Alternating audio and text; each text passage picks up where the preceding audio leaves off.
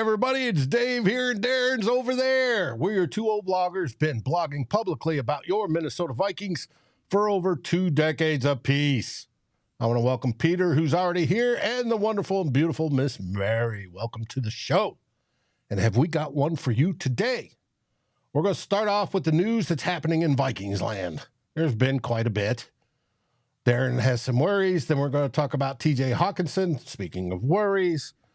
And then on to McCarthy and what's that he signed his contract. We're still waiting on Dallas Turner. And finally, what ESPN thinks of our squad. Is it good? Is it bad? Do we have stars? Who knows? Then we're going to get into the plan. The thing I named this episode after. The plan. That means what is Kevin O'Connell's plan for JJ McCarthy? Now we're hearing all week, hey, Sam Darnold's starting. But then we're hearing, oh, there's going to be a competition at camp. What does that mean? We're going to find out. Well, welcome Raymond and Anthony as well, and Julian. And then finally, we're going to talk about who's going to be the newest person in the Ring of Honor. All that's next on Two Old Bloggers. Let's rock.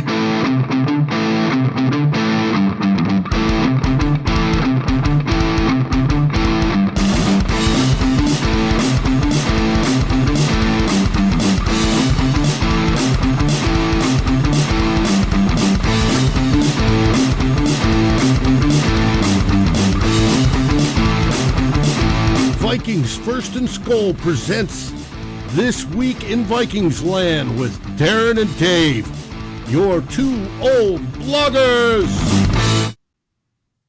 And here we are once again this Sunday, this Rookie Report to Camp Sunday. And happy Sunday to everybody out there who is watching. Welcome, David. Welcome, Norsefius, my friends. Welcome to the show that never ends, and that's Vikings football. Hey, Darren, how are things in the Great White North? Hot and sunny. Can't complain. Not bad for being above the Arctic Circle. Yes.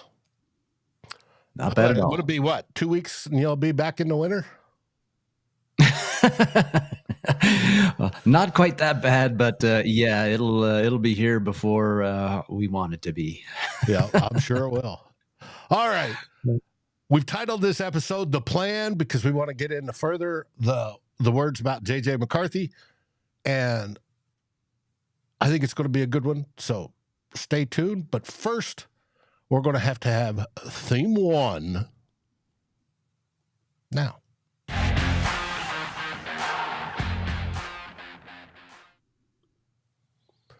This Week in Vikingsland. Yeah, another week of fair bit of news coming out of it in the past 7 days. Julian was asking when the vets report. That's Tuesday, the 23rd, that the vets report to training camp. Just thought I'd throw that in there.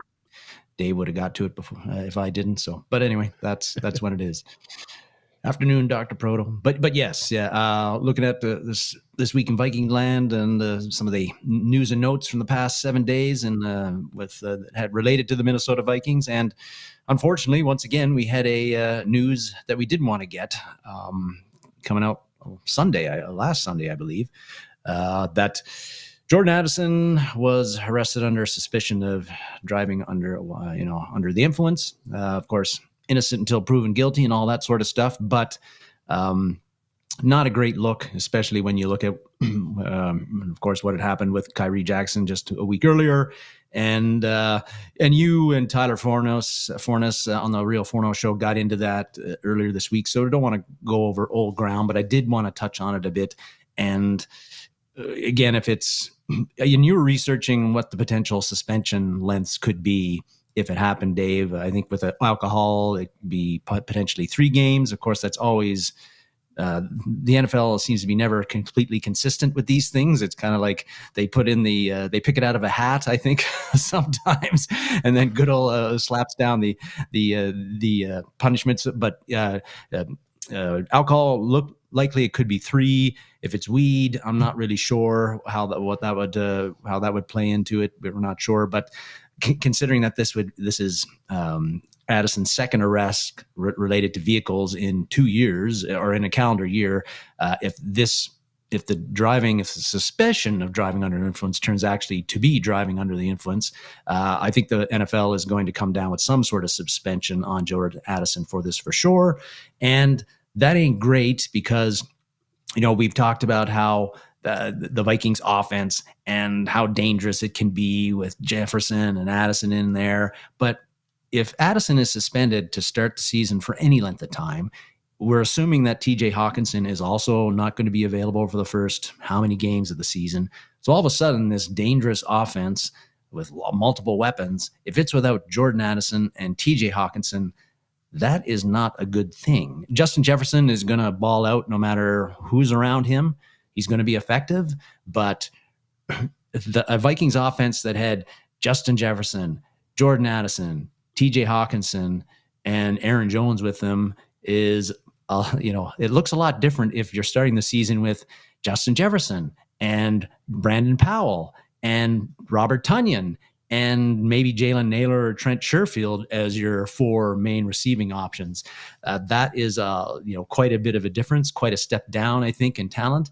And for Sam Darnold and or potentially JJ McCarthy, whoever is going to be the starting quarterback, we've talked about how they're coming into a great situation, lots of weapons. Well, they might not have nearly as many weapons to start the season as they were planning on, and that's going to impact, their effectiveness on the field. So a dumb thing that Jordan Addison has apparently done here, and it's potentially going to have a real impact on the Viking season because we want them to start fast. They've got a tough schedule, and if you don't have all of your weapons, it's hard to. I think it's going to make things even harder for the Vikings than they already are. So, not very pleased with Addison here. I'm sure the Vikings aren't. Lots of Vikings fans aren't as well, and their concerns, I think a lot of the stuff online is about Addison the player and his availability. But again, there's Addison the person, and if he's got shown reckless driving one year, now he's potentially driving under the influence after a teammate has tragically died, perhaps under the same circumstances. I think the Vikings have to really invest some resources into sitting down with Addison here and talking to him about what's really important, and do you have a problem, and how can we help you with that problem or problems, so that not only can you be on the field for us, but you can still be living a year from now. So, Hey, you live up in Canada. You have French Quebec. Don't they call it up there Dumas? Yeah, they might. Yeah, I don't spend a whole lot of time in Quebec, so but yes, you might be right about that. It's a shame. It's a shame. You hope we hear a popping sound as somebody gets him to pull his head out of his backside and straightens up, because he could waste a promising career if this keeps up. And it's bad decisions. You want them to make good decisions on the football field, but you also want to make young people to make good decisions in life. And this is part of that life side of it. And if it does impact the Vikings, and there's a question of will it? It depends on what comes out of this. Nothing may come out of it. He may get it talked down to a misdemeanor. Nothing, whatever. The team may suspend him. The league may suspend him. And I'm hearing, DUIs, an automatic 3 weeks from the league. Well, that's with alcohol. Now, what is it with, if it's drugs, that could be 3 weeks, but I've also heard 2 weeks. We just don't know. And he could string it out, because the league's not going to do anything until the civil courts do anything. And they could string that out all throughout the season. And he doesn't miss a single game this year. We don't know. We just don't know. But it's an unwise decision, whatever his decision was, to sit there and park on the off-ramp of I-105 in the lane, at 23:30 at night. That's just makes you shake your head. And you hope that young men like this can make smarter decisions and rely upon people around them to help if they need that help. And I think the Vikings are in a good place to set up that help if he wants it. So it is what it is. And then Mary says, sad and disappointed. And I would think that this is the sort of stuff that the teams, the NFL, the NFLPA, they have that rookie. When rookies come into the league, they have that training period for them to talk about off the field stuff. I'm sure that this is part of it, and how Ubers are available to you, and taxis, and various things, and the team will pay for everything, and it's just there's no excuse. Doc puts up, let's get paid was his first response when he answered a phone call from Kwesi, and that sort of put a bunch of people off, and it was a flag. But hey.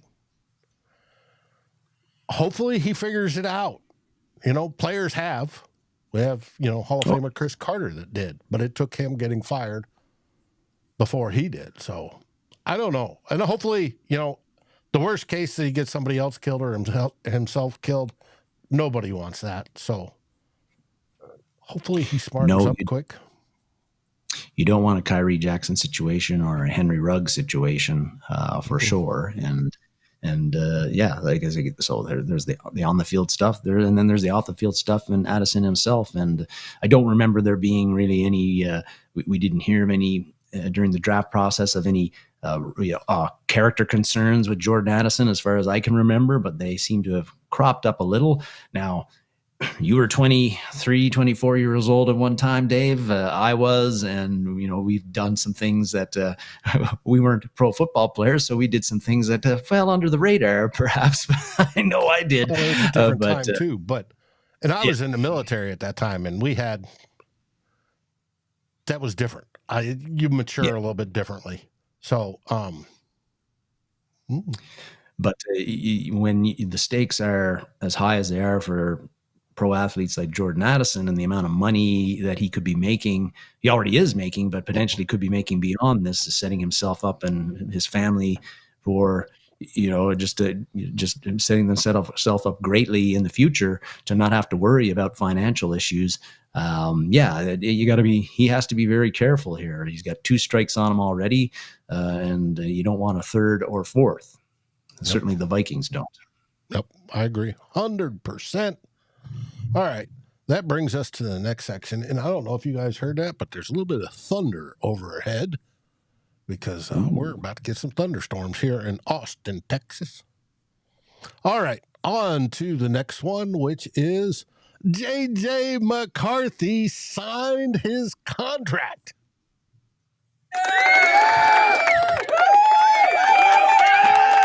It under the wire, but they got it done on Friday, Dave. 4 years, $21.85 million, fully guaranteed, 12.7 signing bonus, 50-year option there as well. The whole just very. I mean, there was some worries. Of course, there are going to be as you take it down to the wire like this, but he's in here now. And also very important that he is, because the learning curve for JJ McCarthy to be a quarterback in the NFL in a Kevin O'Connell offense and in any offense in the NFL really is going to be steep. So he needs to be here working with his teammates from day one, getting the physicals done, no delays, no sitting around waiting for a contract situation to get resolved. And it got resolved late as it was. So that's a good thing for JJ McCarthy, good thing for the Minnesota Vikings. And, let the scrutiny begin on JJ McCarthy, because it already started, but it really starts now in training camp. Unfortunately, Dallas Turner has not signed yet. Tyler Fornes had a story yesterday saying it was a time to panic and all that sort of stuff. And Tyler basically said it's not time to panic because the real stuff doesn't happen for another 2 or 3 days. That's when it'll start impacting the Vikings and Dallas Turner if he hasn't signed yet. And Dave, maybe you can talk a bit about like what might be the holdups on these contracts. There's 3 or 4 things that really kind of And held up on a situation where everybody knows what slot these guys are going into, but then there's little things that can impact the contract negotiations. right, there are little things. There is. Let me find my list here. Put them I on had the it spot. in my notes, and I'm scrolling. There's 3 things that they can, 3, possibly 4 things they can negotiate over. One is signing bonus and cash flow. And from what I gather, that was the sticking point for JJ McCarthy. He wanted his signing bonus now, and he's supposedly going to get it, all of it, 100% of it, at signing. So they're going to cut that $12.71 million check when he puts his pen to paper, if he hasn't already. But I suspect they'll do that this week, and we'll get the press clipping from the Vikings.com showing him signing and big smiles and all that. And I suspect he'll do it probably about the same time we see Dallas Turner doing it as well. And I figure Dallas Turner is probably the same thing. Another thing they can negotiate as a rookie is language to void remaining guarantees. They can try to negotiate that all the money is guaranteed. In this case, JJ is getting the entire contract guaranteed. So he's got that. And the third thing is offset language as it pertains to those remaining guarantees, i.e., how is it written in the contract if he suddenly dies, does he get to keep the money? Does the team get to call some of that back? Or if he gets arrested for doing something heinous, can they call that back? That's cause. Are they legally? All that stuff gets negotiated. And then the fourth possible thing is whether, and this is one that Caleb Williams was supposedly arguing over, and that is whether or not to be able to franchise tag him at the end of the contract. Caleb Williams didn't want to do that. Now, from what I heard, the Bears told him, no, we're going to keep it as is. But we may find out later that they actually did take out that franchise tag wording. And then after the 5 years, because they're first rounders, you always get the 5th year option, that he could walk without a franchise tag. So those are the things that they can dispute and bargain with.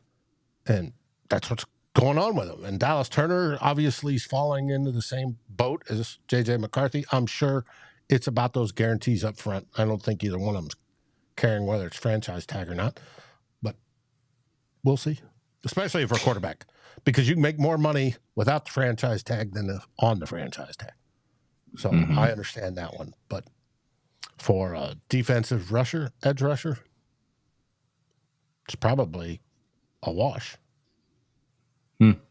That'd be a big development for rookie contracts if it ends up that Caleb Williams did get that written into his contract where there is no 5th-year option, because then, of course, every other player, quarterback or not, is going to be looking for that as well. And, we always talk about how you've got this quarterback under team control for 5 years. Well, if that becomes a trend, then you don't. Then it becomes 4 years. And then I think that the clock get the 5th-year option if it's the first rounder, but it's like we had a discussion with Justin Jefferson. The Vikings had control over him, not only this year being his 5th-year option or his 4th year, but they had a 5th-year option and they could tag him twice. And that usually falls into contract negotiation. The agents know what the tag price is and they want more than that. But it's a control mechanism. And so, they try to fight that. But quarterbacks generally, if they're good and are worth tagging, will make more money if they're not tagged and be able to become free agents. They'll get extended before the tag comes into question, yes. Yeah. We talked about the whole contract thing. We had a segment a few weeks back about, what a great offseason Kwesi Adofo-Mensah has had and how he addressed things, I thought, pretty well with quarterback situation, Daniil Hunter situation, and all of that.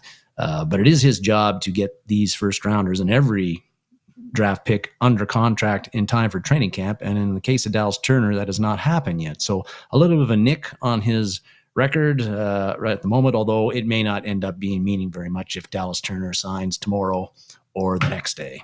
Yeah, but it's like I said, rookies report today, vets report Tuesday. Wednesday is the joint conditioning tests. As long as he's done by that, he's fine. They don't start true practices until Thursday. And I think Amarius Mims, as of an hour ago when I was reading, was the only other first rounder besides Turner who hadn't signed yet. Correct. And I know as of last Wednesday, there was 2 second rounders too. I couldn't remember the names, but I saw that as well. All right. We don't have to move this. We didn't have any second round picks or third round picks. That moves us on to what ESPN talked about. And by the way, I want a studio like this. I think that's gorgeous. ESPN ranked the top 10 players at every position. They do this. They've been doing this every year for the past 2 or 3 seasons anyway. And it's, it's now that training camp started, you're going to see less of this, but up in between the draft and training camp, every football publication is putting up a list, top 100, top 10 of this, top 10 of that. This is what ESPN did. And, but this isn't a list that's created by beat writers. This is a list that's taken from a poll of NFL executives, scouts, and coaches. So I think that holds a bit more water, these lists, and is a little bit more credible because you've got the opinions of guys who watch a ton of football, evaluate a ton of football, coach football players. They do it for a living. They do it at a very high level. So I think that their opinions on who make up the top 10 means a bit more than writers who don't have that extra football knowledge and don't evaluate players for a living. Anyway, we know that Vegas, other football writers, the national media don't feel all that great. Don't think a lot about the Vikings' chances this year. I think we're kind of in the 6-7 win range has been kind of the ballpark that we is roughly it. Yeah. So, but looking at these top 10 lists, the Vikings had a fair number of players who made the top 10 or either were honorable mention into the top 10 or got votes into the top 10. There was 5 of them, actually. Justin Jefferson was the number 1 ranked wide receiver, according to this list. TJ Hockenson was the number 5th ranked tight end. Christian Darrisaw, for some reason, the article which I'd read, it didn't show up yesterday, but he was in the top 10 for tackles. I think he was 7th or 8th, perhaps. I might be missed that by. Which is low. I think he's like number 3, but especially left tackle. Aaron Jones got honorable mention for top 10 as a running back. So I think you could make a very good argument that he should be in the top 10. And then Jonathan Grenard didn't make honorable mention, but he did get votes as being from executive scouts and coaches as being somebody who merited consideration in the top 10. Daniil Hunter did make it into the top 10. So that's 5 guys. So that's 5 elite players from the Vikings that were considered by NFL talent evaluators and coaches to be amongst the best of the best, which doesn't sound to me like, if you got 5 elite players, Dave, are you really a 6 or 7 win team? I don't know. This list made me feel, we know all these players, we know how good they are or could be, but it did make me think, the Vikings, maybe they ain't as bad as some people are making them out to be. But there was a couple of also players that weren't mentioned, didn't get votes, which I thought maybe should have. One of them was Josh Metellus, the Vikings safety, jack of all trades. There was, the safety position is very talented, very important position in the NFL these days. But I think Metellus, based on what he did last year, he could have easily made the top 10. I would have put him in there. Now I watch more Vikings games than some of these other coaches may have, but it may have been like he did it 1 year. Can he do it 2 years kind of deal, or can he repeat what he did? But I thought he might have had a chance. He didn't get voted in, but he didn't receive votes. But he's one guy I thought should have. And Brian O'Neill surprised me that he did not get any votes because he has been since he entered the league in 2018, he's been just a steady, solid, and a lot of times outstanding tackle, right tackle though, not a left tackle. So that maybe that had something to do with it. He's less of a premium position, but I was a bit surprised that he didn't get. Swool made it. Yeah, I was a bit surprised that he didn't get any votes from the executives, but I thought he's somebody that merited one as well. One guy who wasn't on it was the Hitman, but he's been a perennial guy in the top 10 on these lists. Dropped down. Not surprising that he did not make the top 10 this year, but he's been another one of our guys, Vikings, who's been made that list on a regular basis in the past. But the Vikings got some pretty good elite talent, Dave, they don't have it. At least right now, it appears at the quarterback position, and that's probably why you get the 6.8 to win prediction for the Vikings in 2024. Very well could be. Now, I think Brian O'Neill's going to have an outstanding season. He's a season and a half away from his blown or torn Achilles. He didn't blow it; he tore it, and I think he's going to be more confident and strong, and I think this year is going to be great for him. So, and we'll probably see him on the list next year. I have no doubt, because I do think he's one of the best right tackles. But you are right. I think Vegas is looking at the quarterback situation and saying it's an unknown. They're looking at the defense and saying, well, the defense finished, 11th, 10th, depending on what metric you looked at last year. And I think this year it only got better. But we'll find out. Now, we do have a tough schedule to get through. And that plays into part of that as well, especially at the beginning. And they already know that the Vikings have said it'll be Sam Darnold, and they've seen Sam Darnold, and they expect not great things from Sam Darnold. But that's where KOC is going to have to step in and put his thumb on the scale. That's a nice segue into the next. Yes, it is. Theme 2.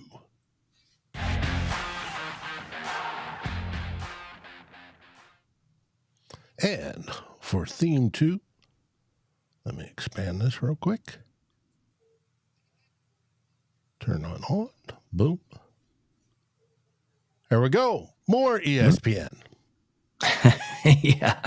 Mining ESPN content this week, Dave. But ESPN's Vikings reporter, Kevin Seifert, had a deep dive article this week about the Vikings succession plan, or the plan at quarterback that Kevin O'Connell and Kwesi Adofo-Mensah put in place.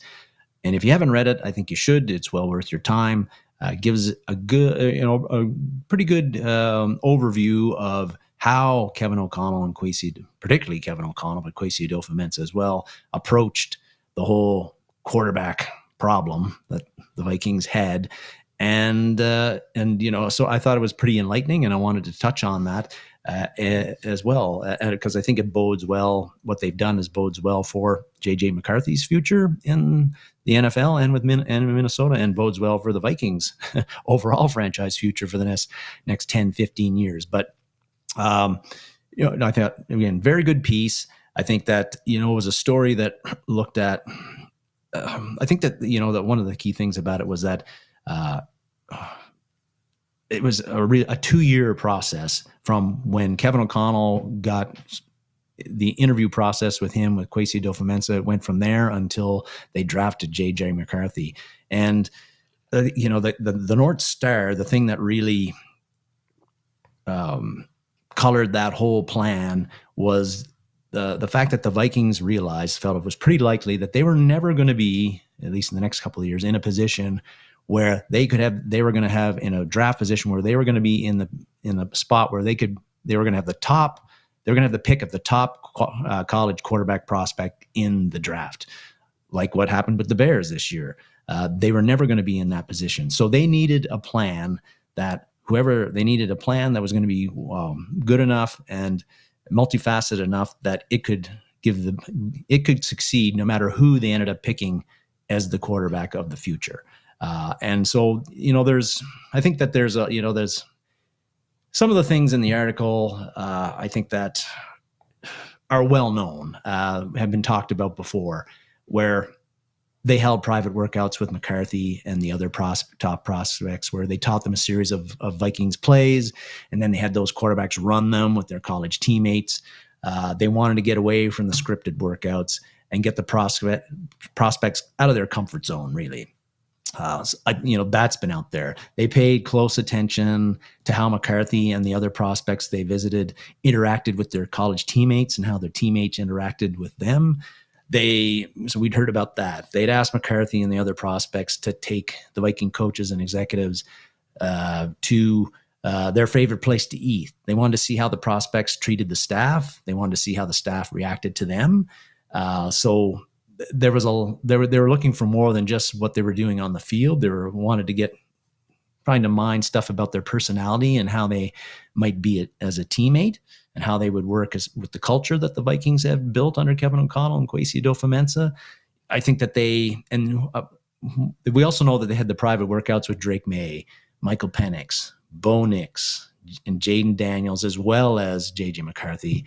But then the article also mentioned that they met with Spencer Rattler from South Carolina. They met with Michael Pratt from Tulane, and even Joe Milton from Tennessee. I don't remember hearing about some of those visits. So, what you had a picture here that the story paints is that it was a very detailed, thoughtful process that O'Connell put in place. And again, it was 2 years in the making. And you'd think that every NFL team would have that plan in place, Dave, but sometimes that doesn't happen. The article talks about how the Dwayne Haskins, the former number one pick from Washington, he was probably ruined because Washington under Jay Gruden really rushed him into playing his rookie season way before he was ready to do so, and he never recovered from that. And Kevin O'Connell, who was quarterback coach of the Washington at that time, that what he saw happen there with Dwayne Haskins really informed this plan that he's put in place for now, the JJ McCarthy plan, and that McCarthy is not going to step on the NFL field as the starting Vikings quarterback until O'Connell feels he is absolutely ready and he's checked all these boxes to their plan that we've talked about before. So, again, seems like a very detailed, methodical plan that the Vikings have put in place for JJ McCarthy. Now, there's nothing guaranteed in the NFL, Dave. We know this, but this may not work. This may not be the plan that ends the search for Fran Tarkenton that we've been looking for since Fran retired in 1978, 79, whenever it was. But if it doesn't work, it won't be because of lack of trying. It won't be because of lack of planning or hasty decision makings by Kevin O'Connell and the Vikings front office. I feel that they have put the work in they've really upped the chances of JJ McCarthy being the guy for the Vikings for the next 10 to 15 years with the plan they put in place. And if they stick to it, and I believe that they are going to stick to it. And so I feel really, really good about this journey that we're about to go on with JJ McCarthy as our starting quarterback, whenever that is, because of the plan that Kevin O'Connell has put in place and how methodical and thoughtful they are being about developing him, and realizing that as good as a talent as a quarterback is, they need a support system. They need players around them to help them make plays. And they've thought of all that. They've thought about the pitfalls and seen, looked at the mistakes that have made, not just with Dwayne Haskins, but countless other hotshot college quarterbacks that we've seen flop over the years in the NFL. And the article, Kwesi Adofo-Mensah, talks about when you look at all those cases, there's a lot of dirty hands that have been placed on those first round busts. The Vikings don't want any dirty hands on JJ McCarthy. And I think that however this turns out, the Vikings are approaching it absolutely the right way. And that makes me feel good and confident about the chances of this working. Oh, absolutely. And it started with Kirk Cousins. When Kwesi and Kevin O'Connell took over, they knew their time with Kirk was going to be limited, that they were going to have to find the quarterback of the future for the Minnesota Vikings. And it came up till the spring, and they told Kirk, we're drafting somebody this year. Last year they got a back fifth rounder, Jaron Hall. That was no threat. They told him this year we're going to look for one in the first round. We're going to look for the next guy. Kirk made his decisions. The Vikings made theirs. Vikings, part of the plan was, all right, let's bring in a bridge guy so we can still be competitive until then. That is Sam Darnold, hopefully. And then they're going to fill the boxes for JJ McCarthy to make sure he's ready to go. And they've emphasized that. Now, this week we've heard Kevin O'Connell go on the air for an interview, and he said, yeah, there's going to be a competition during training camp. And that opened up a whole bunch of people's eyes. And it's like, really? Is he that far ahead on that checklist? I like to call it a checklist. And who knows? Maybe he is. But we'll find out. But we do hope that he gets some first team snaps during training camp, that he's not regulated to second or third team the whole time, because we know he will be coming in and he has to be ready to throw to the guys on the first team as well and work with them. So it's going to be interesting to see how it all hashes out for amount of snaps and who's doing what during training camp. Still expect Sam Darnold to start week 1, but the question is then, when will we see the young, upcoming, hopefully future star and franchise quarterback play? And that could be anywhere from week 1 to week 1 of next year. But, people are talking after the bye, middle of the season. We'll find out. But the plan being there means that it's not going to be herky-jerky making stupid decisions off the cuff because of an emotional event or whatever. They're going and they're making logical process moves, and that will be best for JJ McCarthy, and it will be best for the Minnesota Vikings in the long run. And that's something we're not used to overall. We saw Mike Zimmer build up a defense that way, but he couldn't do it with an offense. No. And the most important person on the field is the quarterback. Yeah. I want to shout out, mention Too Evil for Hope's comment about what he made a couple of minutes ago. I almost mentioned it in this segment, but he's talking about what worries him about Kevin O'Connell was what he saw happen with Dobbs, which was that we've heard this from a lot of other Vikings fans last year when Dobbs started out really good the first game, the second game, and then just went down. That O'Connell tried to turn him into a pocket passer when Josh Dobbs is not a pocket passer, and the worry is that JJ McCarthy, although he was a pocket passer, but he's much more mobile, able to make plays with his legs than Kirk Cousins ever could. But in that article, again, as part of the initial, when they were talking about the quarterback plan that Kevin O'Connell played and how he was going to approach it, the story, Seifert mentions how O'Connell talked about how he brought up to Kwesi Adofo-Mensah, Matt Stafford, and Deshaun Watson, and how they have two very different playing styles. But inevitably, as O'Connell put it, they both get you to 1st and 10. And that's something that stuck with Kwesi Adofo-Mensah, thinking that, and I think that was an interesting comment from O'Connell to me too, because at least he's saying it, is that he's not married to, this is the way a quarterback has to be, and I'm only going to coach them no matter what their skill set is. They're going to be a pocket passer. I think that O'Connell in those comments at least has shown that he recognizes quarterbacks are all different, and some of them do different things well, and you got to play to those strengths. So I know the criticism of O'Connell when Dobbs went to shit was that he tried to make him a quarterback that Josh Dobbs isn't. I think the problem with Dobbs is that he's Josh Dobbs. And eventually that reared its ugly head for the Vikings, and the magic ended after a couple of games and teams had some tape of Dobbs as a Viking. I think that was the issue. It wasn't on O'Connell so much. It was on Josh Dobbs, and that's why Josh Dobbs is not with us anymore. But we'll see. It's a story that's still writing itself, and we hope it has a very nice, happy ending with a Lombardi trophy being hoisted by JJ McCarthy. Yes, we do. Well, that brings us to the end of Theme 2, and now on to Theme 3.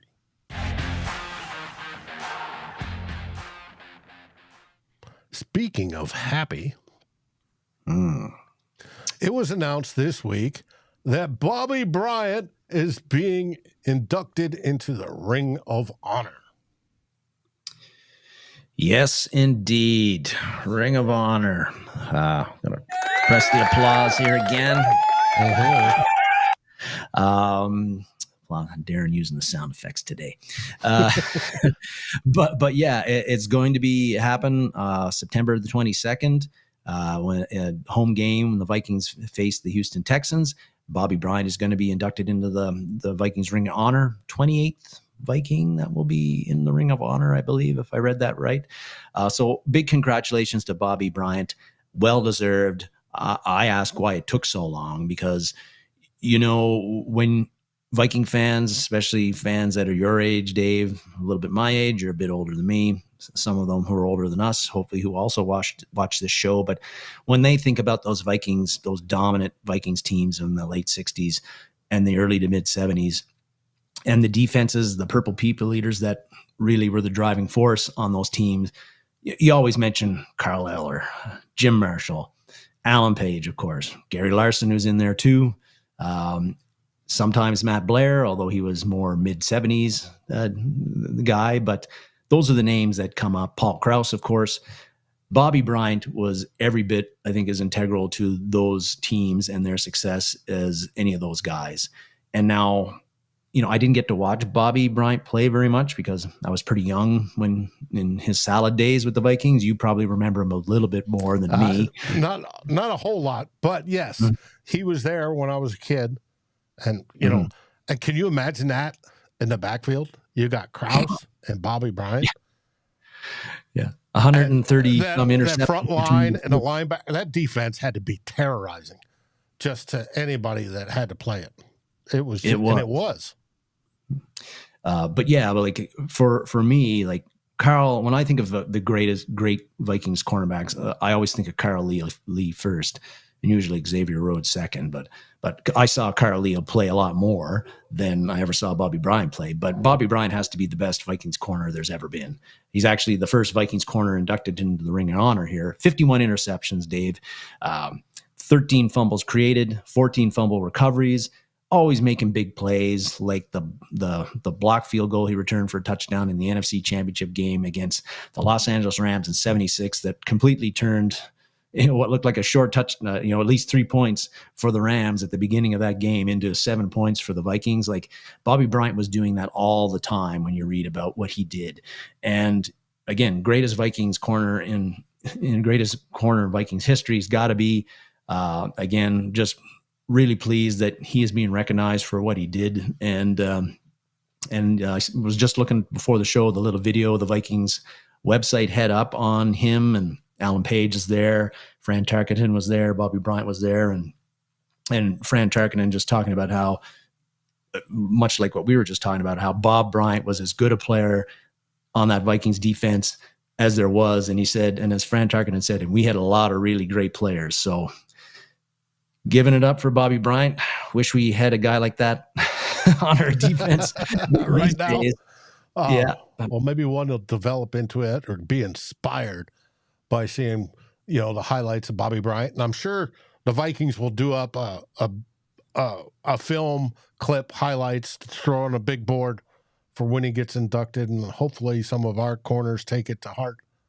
And, and like you said, it's well overdue. I think it's overdue for quite a few players, but I think it's well overdue. And we're happy to see him join the rest of that group in the Ring of Honor. He's, a good man. He's still alive. He's going to be here. And somebody said he had a great mustache, and he did. And he had flowing locks, almost Afro style back then.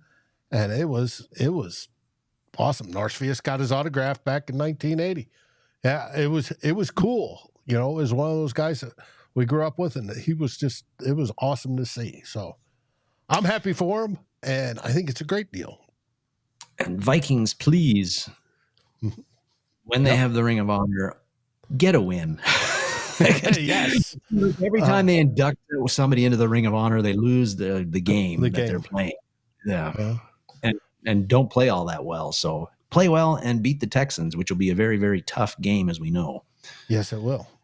So, but I'm happy for it. It should be good. Now, I'm curious, where in the stadium is he going to go? Is he going to go next to Paul Krause? You know, where in the placement in the stadium, where they're going to put him. So, and we'll find out, obviously. We will.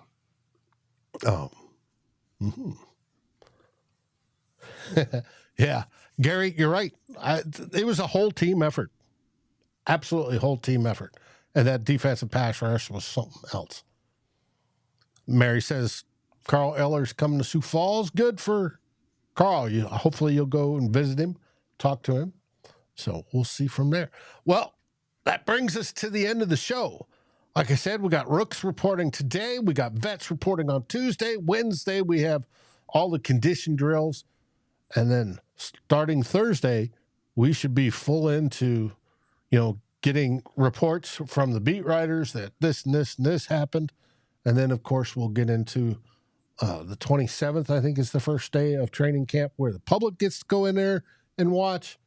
It's going to be a fun end of the month and into August as we watch our team coalesce and come together.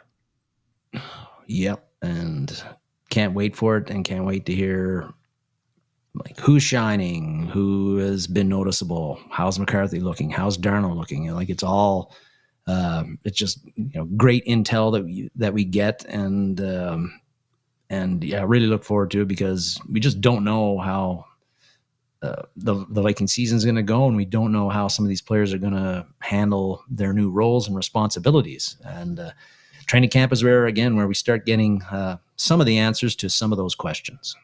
And I can't wait, because they're going to get to put on their pads and start hitting, and I get to see my round bellies doing stuff. It's going to be fun. Dave's intrigued to see what happens with the left guard competition. Left guard, right guard. I do want to see Ingram. It's that third year. He should take that magic step up into being good. And let's see how it all works out. And it's going to be fun to watch. It's going to be fun to watch. And we're going to be here on Vikings First and SKOL. You got us two, the two old bloggers. We'll give you your weeks in review at the end of the week. We'll still be Sundays until we get in the season, when we'll flip to Saturdays. And then you got, of course, Tyler Fornes on Mondays and Wednesdays with the Real Forno. Hopefully he'll be breaking some news tomorrow as well. We'll find out. But we all want the same thing, and that's for the Vikings to win one soon. Yeah, Forno's he's got credentials, right, to training camp. He'll be there on the ground. Yet. They're working on it through SKOR North. They're trying to get him the second SKOR North set of credentials. Okay. So let's hope. If not, he can go. He'll buy tickets and go and sit in the crowd with everybody else. But we'll find out. We'll find out. I want to thank everybody that's joined us today. What a great crowd. You guys absolutely rock. We couldn't do this without you, and we appreciate it so very, very much. Gary, I'm interested to see what pizza recipe you're going to have on tap for tomorrow night to drive Tyler absolutely bananas. I love it when you do that. Any last words there, Darren? No, I want to thank everybody for dropping in. It looks like we had a couple of newbies in here, so welcome to Two All Bloggers, and hope you come back to watch us next Sunday. And what do we say? We say SKOL Vikings, baby. SKOL Vikings.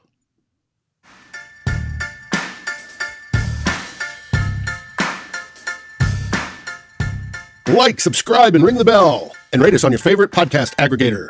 Darren and Dave, thank you for watching this episode of Two Old Bloggers. We look forward to seeing you on every show on the new Vikings First and SKOL. You can find our podcast as part of the Fans First Sports Network. Sports takes for the fan, from the fan. SKOL, everybody!